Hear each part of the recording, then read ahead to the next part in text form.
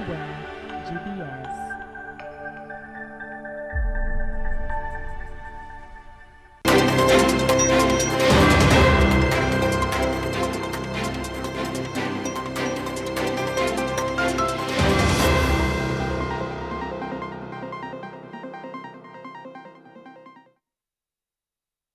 A very good evening and thank you for joining GBS News at 9. My name is Stephen George and our sign language interpreter tonight is Alan Kiama. We have a lot lined up for you tonight, but first, here are the highlights. I agree with you that everybody globally is looking for low carbon products, decarbonizing manufacturing, decarbonizing our products.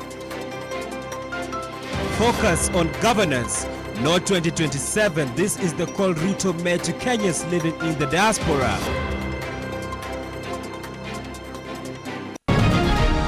We believed then, and we still believe now, that the impeached former deputy president was not ready nor able to support the development of Mount Kenya East. Mount Kenya East elders ditch Gachagua for Kindiki, declaring Runyenje's support for the DP and condemning tribal divisions ahead of 2027.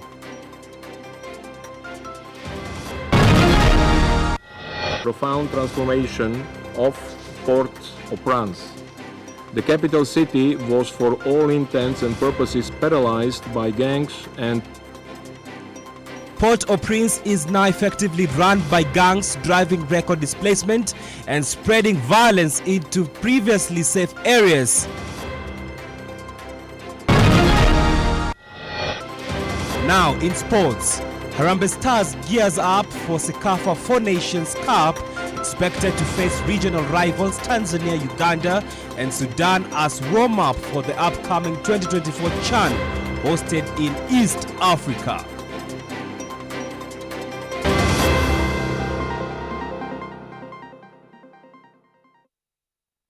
To our first story, First Lady Rachel Ruto has called for enhanced partnerships to strengthen school feeding programs in public primary schools. During a visit to Kachoroni Primary School in Kilifi County, she urged collaboration between government agencies, private sector and communities to end hunger in schools. Now, she praised the National School Milk Program under her Feed One End Hunger initiative, saying it helps fighting malnutrition and supports learning. The program also encourages schools to grow their own food through kitchen gardens and orchards. The First Lady highlighted the importance of linking nutrition with education and lauded pupils who are applying these skills at home. She emphasized that investing in children's nutrition is investing in Kenya's future.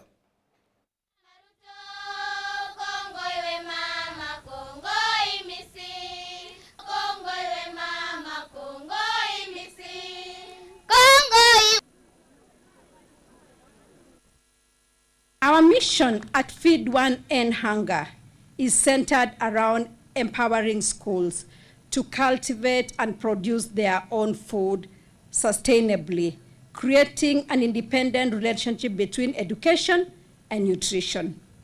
In doing so, we aim to turn every public primary school compound into a thriving sanctuary where students can learn about sustainable practices while enjoying fresh, healthy meals. Na mimi ningependa kushukuru Mungu kwa ajili ya mambo ya ugatuzi. Maana ugatuzi umeweza kutusaidia. Imelete maendeleo kufika wapi? Mashinani. Sisi sote tukishikana na kufanya kazi pamoja, tunaweza kwenda mbali sana. Kwa hivyo nimekuwa nikifanya mambo ya women economic empowerment na ndio hiyo tumekuja kuzidisha ile iko, lakini pia nimekuwa nikifikiria sana mambo ya watoto. Na ndio tumeona hapa katika hii shule yenu tuliweza kuleta ile program ya kitchen gardens. Na pia tumeleta programs pia ya kusaidia watoto katika feeding na katika mambo ya watoto kuweza kupata maziwa. Na mambo ya kitchen gardens tulisema kwamba tutaleta katika public schools ili watoto wanapoona na kufanya hapa shuleni pia waweze kupeleka nyumbani. Moving on swiftly, elders from Mount Kenya East have reaffirmed their support to Deputy President Kithure Kindiki, condemning former DP Rigathi Gachagua for fueling tribal divisions. In the Runyenjes declaration, leaders from Jurinjeke, Nyangi Ndiriri and Gome councils accused Gachagua of failing the region and inciting tensions between Mount Kenya East and West. They praised Parliament for Gachagua's impeachment and Kindiki's appointment, citing Kindiki's disciplined leadership and development focus. The elders urged Kindiki to remain steadfast and continue uniting the region while supporting President Ruto. They warned that attacks on Kindiki were attacks on entire Mount Kenya region of the East community, signaling a shift in political alliances ahead of 2027 general election.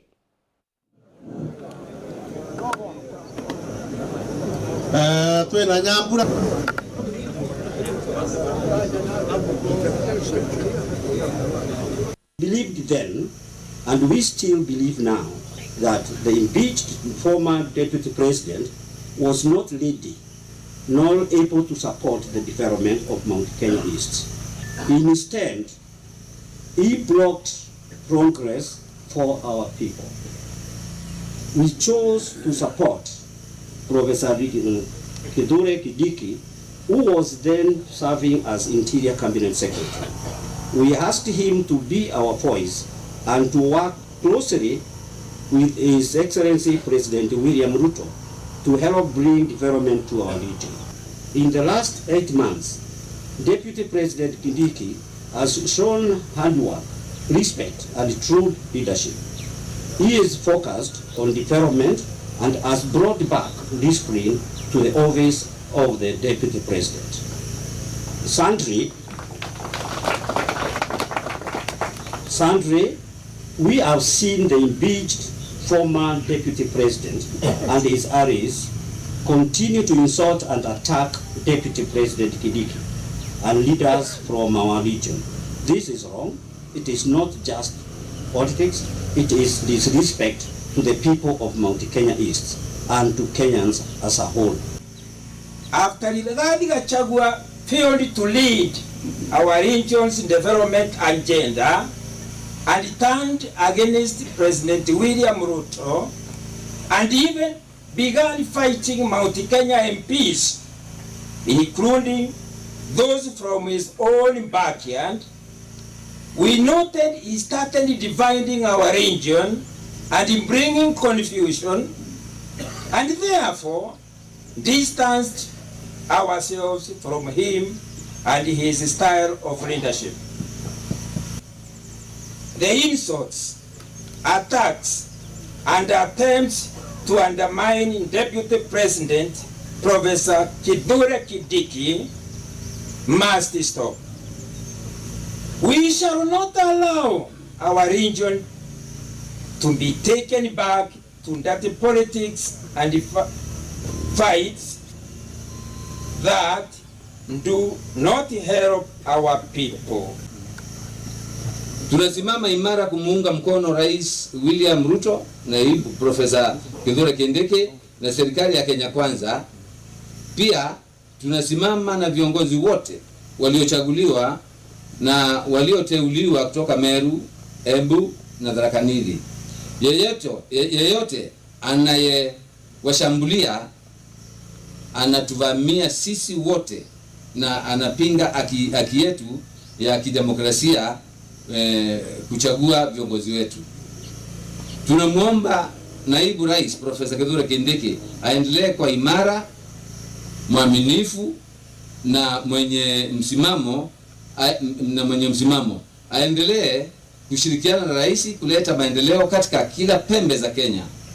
Pia tunamuomba aunganishe viongozi wote wa Mlima Kenya Mashariki, aongoze kwa busara na aendelee kuimarisha amani, maendeleo, mshikamano katika National Assembly Speaker Moses Wetangula has urged political leaders to embrace respectful politics and avoid insults, arrogance and tribalism. Speaking in Taita Taveta, he warned that divisive politics threaten Kenya's future and called for unity among all communities. Wetangula criticized those using youth unemployment to incite chaos, urging young people to protect the country's peace. He said leaders should present their agendas respectively, not through public insults. He praised President Ruto's administration on the development efforts, including lower fertilizer prices and road projects, and pledged parliament support for government programs. Sisi kama Wakenya lazima tujue hakuna kabila ndogo, hakuna kabila kubwa. Sisi zote ni Wakenya. Tukiwa Wakenya, kama mtu anakaa Taveta ana haki kama yule yuko Nyeri, yule yuko Bungoma, yule yuko Mombasa kila wakati. Watoto wetu lazima wasome, watoto wetu lazima wapate nafasi. Ile tunakemea ni viongozi kuchukua vijana and taking advantage of the situation of stress in employment na kutumia vijana vibaya. Kuambia kurusha mawe, kuvunja mali na kuharibu vitu ovyo ovyo. Vijana wetu tunawaomba, inji hii ni inji yenu. Hamuko uongozini leo, nyinyi ndio viongozi wa kesho. Na ukitaka kuheshimika ukiwa kiongozi, lazima uheshimu wale viongozi walioko. Ndio wewe pia nafasi yako ikifika upate ile heshima. Lazima tuheshimiane. Sisi zote hatuwezi kukaa kwa mlima. Kuna wale wanakaa kwa mabonde, wengine kwa inji tambarare, wengine kwa misitu, wengine kwa mlima. Hata kule kwetu Western tuko na mlima inaitwa Elgon. Nyinyi mko karibu na Kilimanjaro. Sasa lazima tuwe na hiyo heshima. Tangu mchague Rais Ruto, mnajua ile changamoto tulikuwa nayo nchi. Amejikakamua, amejaribu, na mimi nawashukuru wabunge wetu wote kwa sababu agenda ya serikali ikiingia bunge huwa wanaishughulikia. 8 suspects have been arrested and part of more than 7,000 stolen bags of fertilizer recovered following the violent looting and vandalism of the National Cereals and Produce Board depot in Maua, Meru County. Last week, in the aftermath of the attack, authorities have ordered that all the National Cereals and Produce Board depot to nationwide install and operate functional CCTV systems. The directive is aimed at deterring future incidents, enabling timely documentation and assisting law enforcement in identifying and apprehending perpetrators of vandalism and theft. The Maua incident, which occurred on the 25th of June this year, saw large crowds overwhelm the facility, looting fertilizer, cereals and office property. Witnesses claim the raid was politically motivated, with one resident stating it was a big loss for farmers in the area. Many will now be forced to travel to Meru town to access subsidized fertilizer and other services. Ni kweli kwamba what happened on 25th June last month is very saddening. For a mob to invade a cereal board and steal over 7,000 bags of fertilizer is not a small thing. We know our government is very much concerned on ensuring there is food security in our country, and that depot is playing that very crucial role so far. So we are really very much concerned, and we are doing everything at our side to ensure that the perpetrators are brought to book. This is really devastating to us as an organization, and more so to our farmers. One, as we have found is that my staff now, deputy manager and the staff under him, they have nowhere to sit. They have no office they can base themselves at. They have no store where they can operate from, and therefore it has really affected us. In the morning we came and opened the store, opened the office. we were at work. Only to reach, it was around 11 o'clock, when I heard that there were people trying to do some demos out there. And all of a sudden, there's a group of youth that were demonstrating along the road, the Maua Meru Road. And they were not so much in large numbers initially. So they were just whistling and, going, plying this road from Maua to Meru. And then later on, we realized that the numbers were growing. And this time around, they came around singing NCPB. They were singing Serial Body, Serial Body. That 4 bales were stolen. As of now, we have managed to arrest 8 people. They were 9, but 8 specifically for the arrest of those involved or found in the looting or vandalism of the NCPD. They have appeared in court. Hiyo watu wa maandamano walianzia saa 5. Ndio walianza kuchunguka hapa.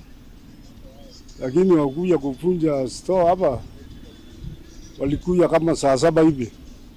Ndio walivunja, wakavunja mlango, wakaingia ndani. Toka hapo akaanza kubola vitu, wakitoa nje. Watu wakienda nayo kwa mambega, wengine wanawekewa kwa pikipiki, magari huko mbele kwa barabara huko, wanaenda naye, wakaendelea hivyo, wakaendelea kutoka saa 7 mpaka saa 12 ya jioni. A total of 1,664 residents from 11 colonial-era villages in Kirinyaga County will receive land ownership documents under the second Kenya Informal Settlement Improvement Project.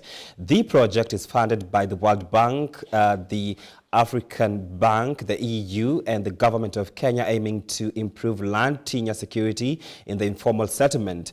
According to County Land CEC Samuel Kanjobe, Kirinyaga faces a unique challenge as many of its informal settlements originated during the colonial era, leaving a backlog of unregulated villages, while other counties benefit from infrastructure upgrades under KSIP 2.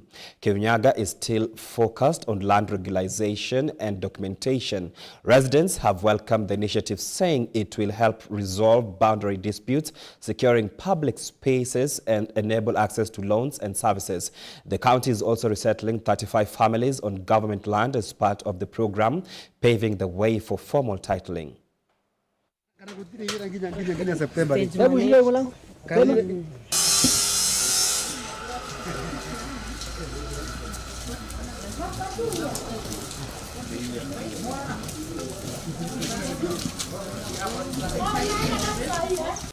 Uma.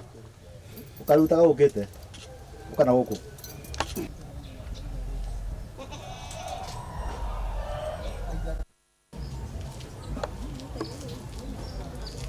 Kurunts Rabiti, Idaraini, Eteni Kurunts, Mukindori, Kamuiru, Kagumo, Kiburu, Kiangoma, and Kibirigwe villages, those 11 villages.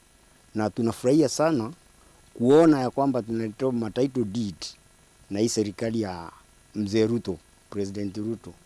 Sasa kwa hii title inaweza kutufaidi sana, na tunauliza ni wakati gani itakuja, alafu tutakuwa sawa sawa sisi. Unaona jirani yako sababu ana nguvu kumshinda, bado anamsongesha. Sasa tulikuwa ni kwa chief ana authority, kienda kwa county council inasema hiyo kijiji endeni muamrishanwa na chief, na chief ule aliandikwa hata anjui mipaka ilikuwa wapi. Sasa mambo ikawa hivyo, tukawa ni kuvutana, ni kuvute. Lakini sasa ningesema asanti kwa kuona pahali niko sasa, kama naweza pewa hiyo ni furaha. Hata nikitoka dunia hii watoto wangu watakuwa wanafurahia. Maisha ilikuwa mangumu vile tulikuwa tunakaa, waesa panda waesa panda mandizi upande kwa mwenyewe, wakati tumewacha na wapendwa wetu waeza enda umlaze pahali ambapo si pako. Kwa hivyo tulikuwa na shida kubwa. Hizi taito zikikuja tutasaidika kwa kuwa pahali utakuwa umekaa au makao itakuwa yako. Taking a short break. Keep your feedback streaming in our social media platform at GBS TV Africa. The SMS line is 2114. We'll be right back. Today we are talking about toxic masculinity. People who have a right heart, they have main characters. Number one, they don't listen to other people. True wisdom is to know your shortcomings. Why is it that true wisdom is to know your shortcomings? The moment you realize that you have weaknesses, then your ears become open to listen to other people.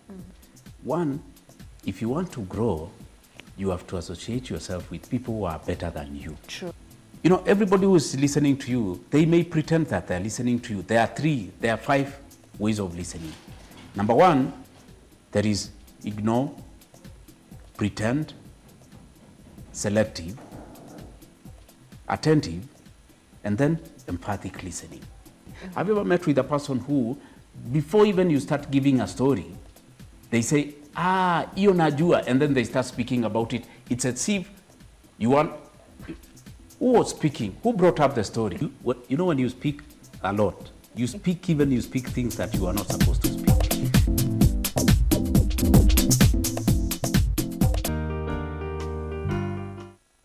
Remove my skin and I won't cry, but you might. What am I?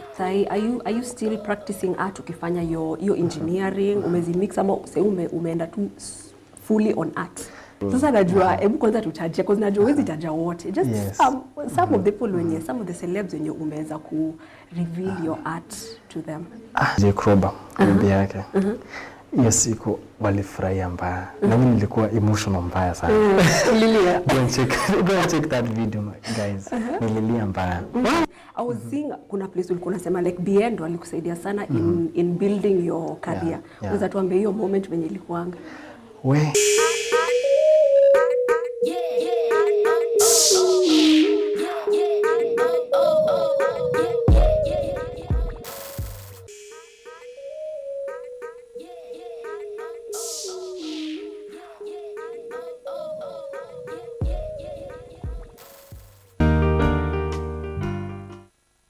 So today's topic is Rising Stars, young people who create, influence and inspire. So on an honest note, creating is hard work, and there are people who I see their work and they are constantly pushing themselves. Okay. Like wanajipush, kujipush, like they are putting creativity up top over there. I think no one also prepares you for the fact that the better you become. The networking is also very good. You see, there are people who have passion for, you know, videography, creating videos, editing. There are people passionate about that. If you are someone who talks and you meet people and you love people, you'll definitely meet someone who's just waiting to shoot you. But also in terms of what I put out, it goes back to what are your values? What are your values? What are your beliefs? So as much as this is trending, yes, that is trending. Does it align with your values? Does it align with your beliefs? You can be a star without the star position. Si lazima ukue hapo mbele ya watu. Si lazima wewe ndo ukue star, ndo ukue star. Hata ukiwa hapa chini, wewe bado ni star. And as she has said, discipline is a big thing.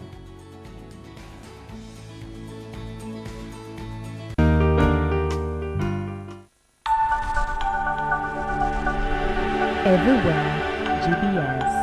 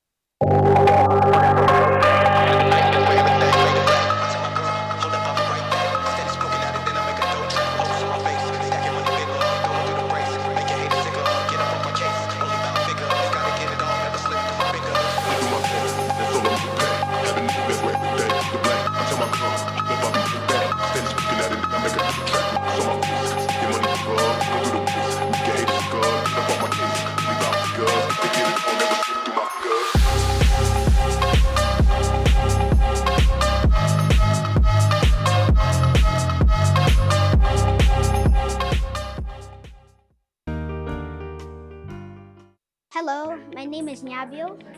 I'm from Mahanim. Call this school a good school because the second my mom saw it, she saw it was Christian-based. And when I see Christian-based, that's what the character my mother wants from me. And I like the sports that we play for PE. Like sometimes we play table tennis, we can play football, we match, and on Fridays we have games. And we verse the teachers in football. And this is why I think the school is the best school your children can go to.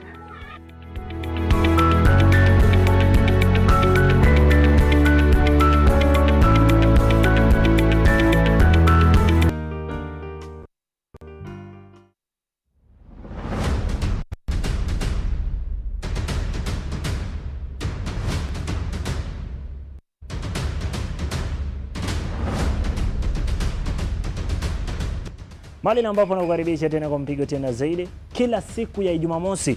Unazidi kuungana nasi. Ukiangalia Real Betis walianza kwa moto sana. Ndani ya Sports Sugu mahali ambapo tunakuelimisha na tunakujuza mengi kuhusiana na mambo ya kandanda. Sababu hapa nchini Kenya, ligi kuu nchini Uingereza mahali ambapo ni Uhispaniola, Ujerumani, Ureno, kila kitu inakuwa iko swadakta kabisa.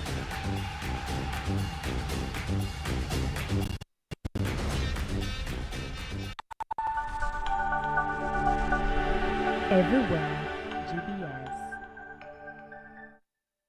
We apologize for that technical hitch. Now, President William Ruto today addressed members of the Kenyan diaspora during a town hall meeting in London, where he reaffirmed his administration commitment to development, job creation, and responsible governance. During the session, Ruto was questioned about the growing perception that he was conducting an early 2027 election campaigns are distracting leaders from delivering essential services. Acknowledging the concerns, the president called on politicians to shift their focus back to governance.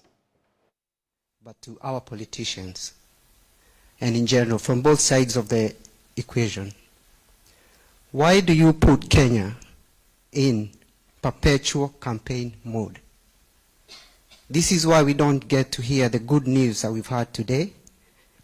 The good things are being done today because we are forever in campaign mode. Thank you.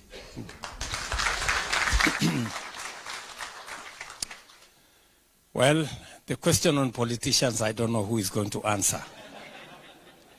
Election is a one-day event.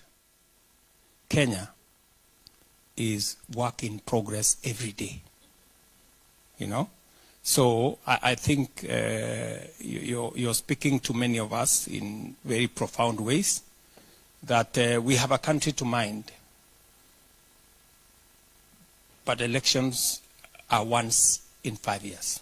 We cannot do the job of a day in 5 years for all the 5 years. I think we should do other things when our time demands. Addressing concerns about the welfare of Kenyans working abroad, President Ruto pledged to streamline labor migration processes and ensure that citizens seeking jobs overseas are not forced to travel under student or tourist visas. It is the reason why we have insisted that any Kenyan who is going to work outside Kenya, you know, many of those people, by the way, they travel using tourist visas. You know, they are taken through routes that are not correct. So this time round, we have said any Kenyan who is going to work outside Kenya, we will give them passports. We have reduced the time for passports now 3 days. If you have a letter for employment, you get your passport in 3 days max. Some of them you can get them the same day. So we have created a green channel for people who are going to work outside Kenya. But we have also demanded that going forward, no Kenyan who is going to work outside is going to travel using a student visa or a tourist visa. And we need to have a record so that if they are in distress, if they are doing odd jobs that have an indignity, the way you have said, we can help them. And it is the reason why we have changed the system so that today we have digitized the space to make sure that we have the right people going and doing the right jobs, and we know how much money they earn, and we know how they are going to get home if it is necessary.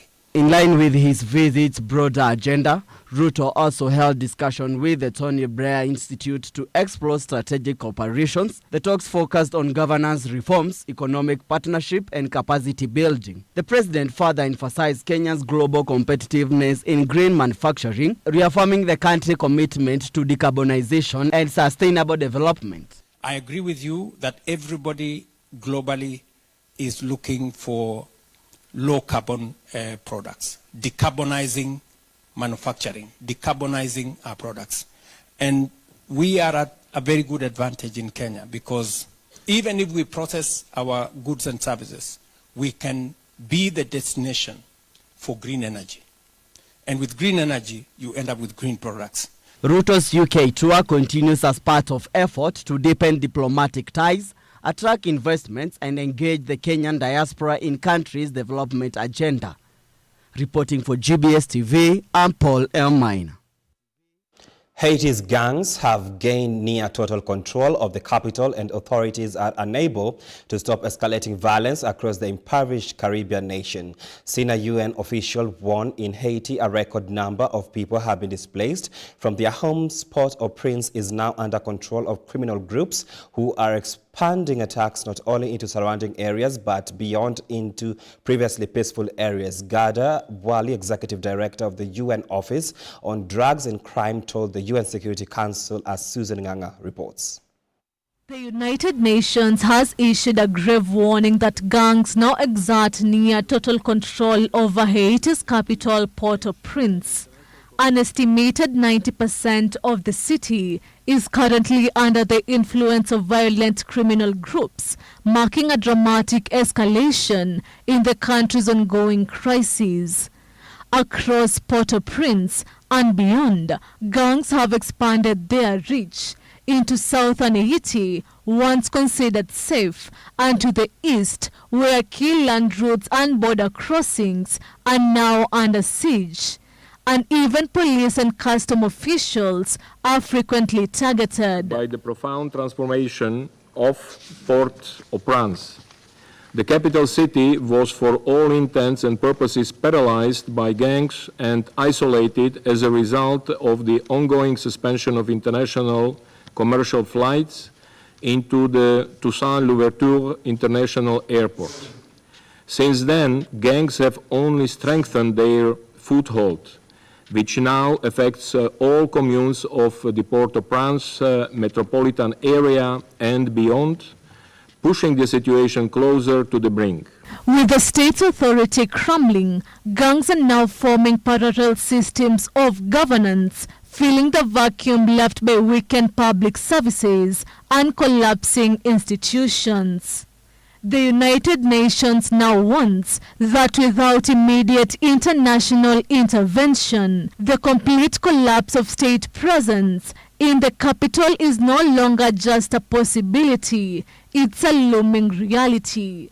As gang control expands, the state's capacity to govern is rapidly shrinking with social, economic, and security implications. In the vacuum left by the absence or limited delivery of public services, criminal groups are stepping in. They are establishing parallel governance structure and providing rudimentary public services. This erosion of state legitimacy has cascading effects. With gangs controlling major trade routes, legal commerce is paralyzed. Container traffic at the Port-au-Prince terminal has plummeted, choking off supply chains and crippling the economy. The humanitarian toll is staggering, with over 1.3 million Haitians now internally displaced. Trade routes blocked by gangs have triggered soaring prices for food, fuel, and basic necessities. And from January to May 2025, at least 2,680 people have been killed, including dozens of children, with countless more injured or kidnapped. A Kenya-led United Nations-backed security mission was launched to support Haitian people, but it's currently underfunded, operating with just 40% of the intended personnel. Despite their best efforts, the MSS and Haitian National Police have been unable to make headway in restoring state authority, and without additional security support from the international community, the outlook is bleak. Additional voluntary contributions to the MSS Trust Fund are needed to sustain the mission and ensure the achievement of its objectives. The United Nations is now urging global powers to step up with logistical support, non-lethal aid, and strategic reinforcement. Susan Nganga, GBS News. Prime Minister of India, Narendra Modi, arrived in Ghana yesterday for a state visit. He was welcomed by Ghana's President John Mahama. The two will discuss the bilateral trade between India and Ghana, as well as strengthening the relations besides signing several agreements. India's Prime Minister Shri Narendra Modi is a man on a global South mission, visiting 5 nations in 8 days. The goal is to reach out to new frontiers and rekindling new partnerships and creating strong coalitions. And yesterday, Prime Minister Modi landed in Ghana with a bang. President John Mahama ready to accord him the arousing state welcome. This one happens only a week after the monarch of the Eswatini nation, King Mswati, visited Ghana. The historic visit happens just 30 years after an Indian leader toured the West African nation.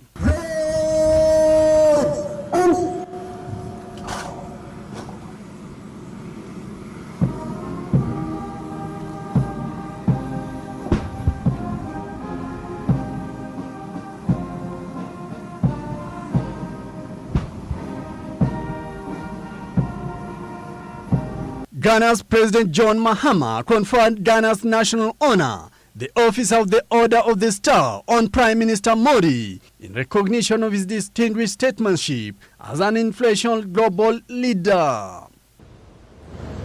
राष्ट्रपति जी द्वारा गाना के राष्ट्रीय award. Early today, Prime Minister Modi is expected to meet the Indian business community living in Ghana before proceeding to address Ghana's National Assembly.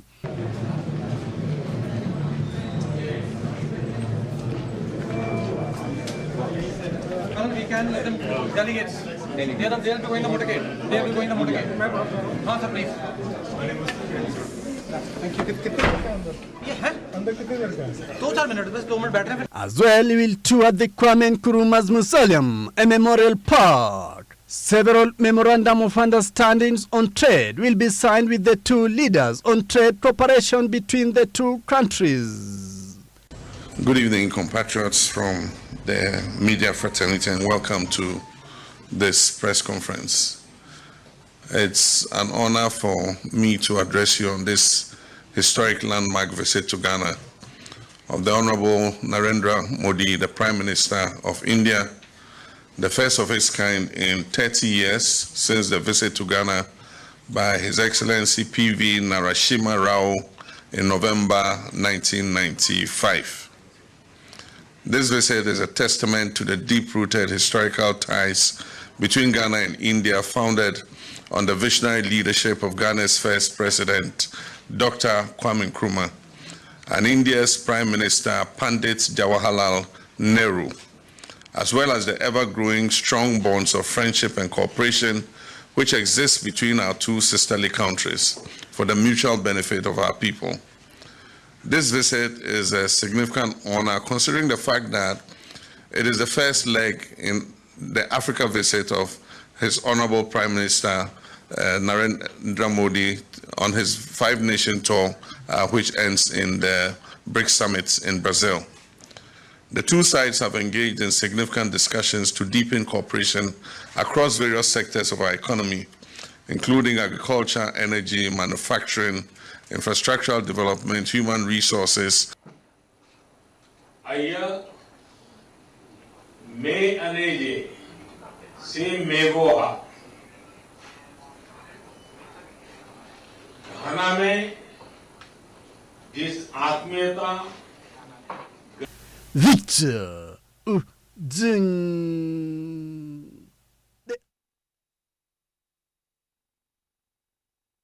Thank you, Victor Oduny, for that stellar report. In a dramatic first for South America, the Colombian Navy has seized an unmanned NECO submarine equipped with Starlink satellite technology, a major leap in a tech race between drug traffickers and law enforcement.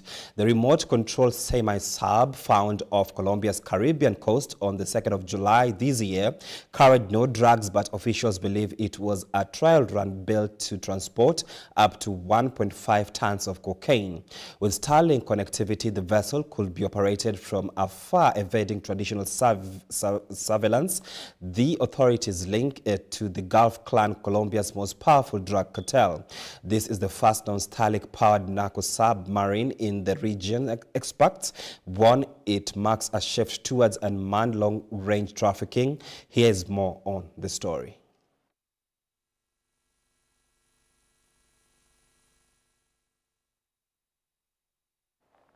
Hamas said on Wednesday that it was reviewing what U.S. President Donald Trump has called a final ceasefire proposal aimed at stopping the war in Gaza. The plan reportedly includes a 60-day ceasefire. According to Trump, Israel has agreed to the conditions needed to finalize the deal after talks between U.S. representatives and Israeli officials. However, Hamas insists any agreements must include a full Israeli withdrawal from Gaza. Now, Israel Prime Minister Benjamin Netanyahu responded by repeating his goal to eliminate Hamas entirely. This was his first public statement since Trump's announcement. The comments from both sides reflect positions they have held throughout the conflict, leaving it unclear whether compromise will be possible. Mediators from Egypt and Qatar are also involved in the efforts to broker a truce.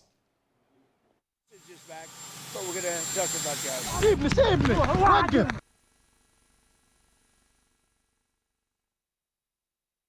It is time for your most favorite segment of the show, the Sports News. Let's get sporty.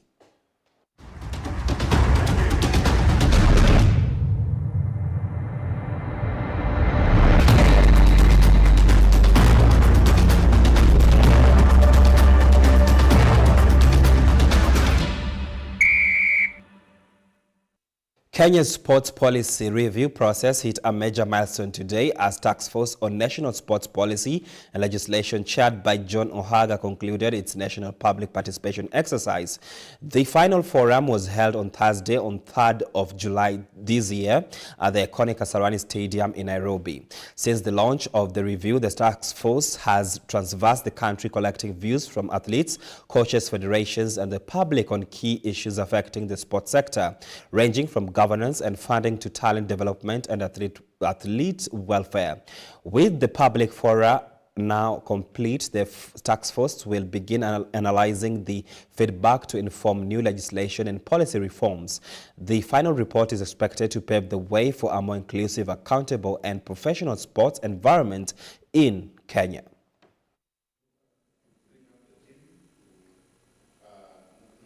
This afternoon, we have just completed a very, very successful forum with federations, talking about what the role of federations is in sports governance, athlete welfare and development, and all the other issues that are germane to the development of sports. We have really had a rich discussion with federations about governance, the shortcomings in governance, what the aspirations of federations are, what their responsibility should be, their failings in terms of accountability and transparency, and how that can be best addressed either through the policy or through legislative initiatives. We have also talked about how we can best accommodate and elevate the role of women in sports, the role of people with disability, how to ensure that they have access not only to funding, but also to infrastructure and other facilities that enable them to optimize their performance as sports persons. We have been emphatic that nobody should be left behind. that there are no second-class citizens, that everybody must find a place within our sports ecosystem. We have also talked about the roles of schools and tertiary institutions. These really are the breeding grounds for where potential is identified, creating pathways that are sustainable, and ensuring that we provide incentives, as well as ensuring, of course, that we have in place proper safeguarding protocols that ensure that when children and young people are being nurtured in the sports environment, that they are safe, that they are in the hands of professionals who are subject to ethical parameters or protocols which are well recognized. We had a very useful contribution from sports professionals about how they feel that they can fit within the sports ecosystem, whether as physiotherapists or sports medical practitioners or sports nutritionists. So I'm very happy, by the way, today that the contributions have been very, very mature, very objective, and I think it is really to the point for us to move forward. So we are really looking forward to seeing the draft, the final product, and then we move on from there. Maybe we'll also need to look to be reviewing this thing more often, maybe annual review, so that you know, we are very current from what is happening. Things move very fast, and if we keep it for, I think the last time we talked about the Sports Act, I think it's quite a long time ago, and you know, it came into effect in 2013. We are now in 2025. I mean, surely somewhere in between, or even 2-3 times, you know, they should have been reviewed to take care of the current situations. Yeah, I'm excited about this because it's a space that, or it's an initiative that actually enhances accountability and also like involvement of us in the decision making.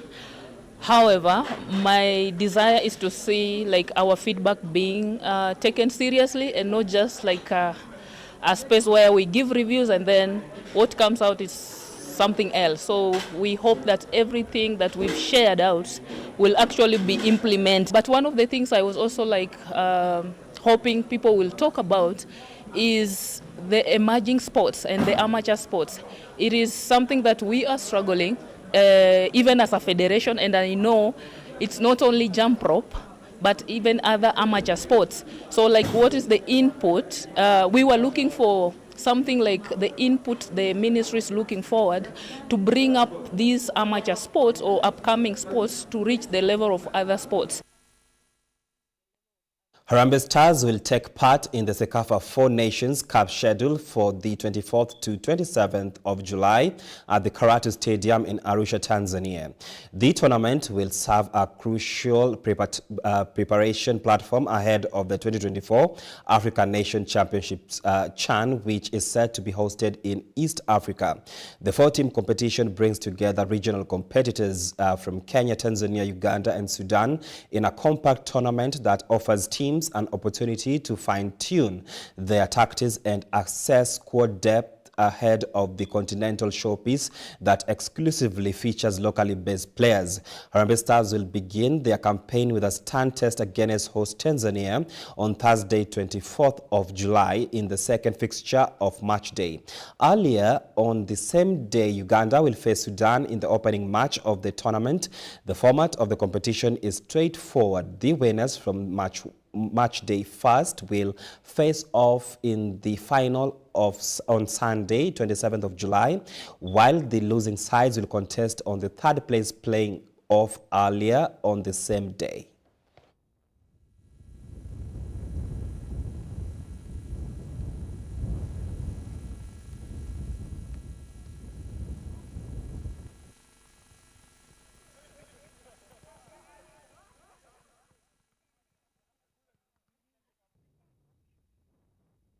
The football world is in mourning following the tragic death of Diogo, the beloved Liverpool and Portugal forward who passed away just at 28 years old. Now, His younger brother, Andre, lost their lives in a fatal car accident on the 52 highway in Zabora. Here's more on the story.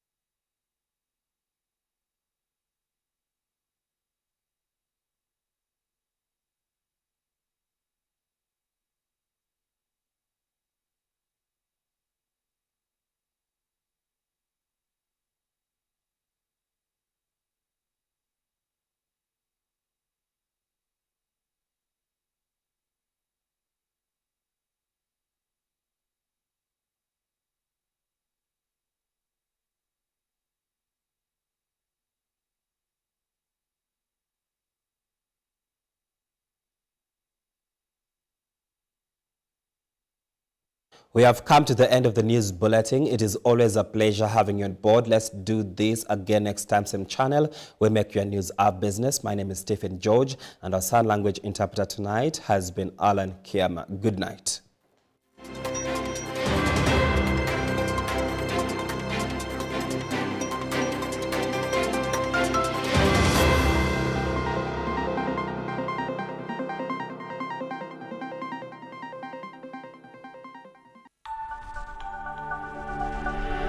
Everywhere